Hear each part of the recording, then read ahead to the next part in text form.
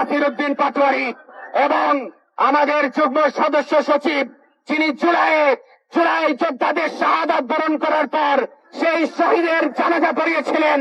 যখন জানাজা পড়ানোর জন্য ইমামরা দাঁড়ালে আইন শৃঙ্খলা বাহিনীর লোকজন তাকে টেনে হিচড়ে নিয়ে যেত, সেই সময় যিনি শহীদদের জানাজা পড়িয়েছিলেন। আপনারা গতকালকে বিনা উস্কানিতে সেই এনসিপির কেন্দ্রীয় যুগ্ম সদস্য সচিব তারেক রেজা সহ আমাদের এনসিপির স্থানীয় নেতৃবৃন্দের উপর এই ছাত্রদল যুব দলের নেতা কর্মীরা বিনা উস্কানিতে হামলা করেছে এবং এই এনসিপির যুগ্ম সদস্য সচিব তারেক রেজাকে ১ নং আসামি করে ছাত্র দলের নেতৃবৃন্দ মামলা করেছে। আমরা সুস্পষ্টভাবে বলতে চাই, এই মামলার রাজনীতি, এই মামলার অপরাজনীতি আমরা দেখেছিলাম শেখ হাসিনার আমলে।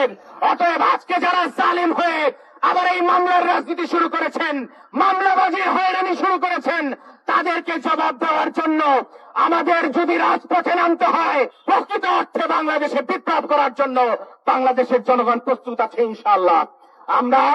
আমরা সুশৃঙ্খল রাজনীতিতে বিশ্বাস করি। আমরা বিশ্বাস করি বাংলাদেশে এমন একটি রাজনৈতিক পরিবেশ থাকবে যেখানে বিরোধী দল এবং বিরোধী মতের সকল লোকজন তাদের অধিকার অনুযায়ী রাজপথে রাজনীতিতে সর্বোচ্চ সক্রিয় থাকতে পারবে। যারা হাসিনার স্টাইলে বিরোধী দল এবং বিরোধী মতকে দমন করতে পারবেন বলে আত্মতুষ্টিতে ভুগছেন, তাদেরকে সতর্ক করে দিতে চাই, এই 5 আগস্ট পরবর্তী বাংলাদেশ আর কখনো 5ই আগস্টের পূর্বে ফিরে যাবে না ইনশাআল্লাহ।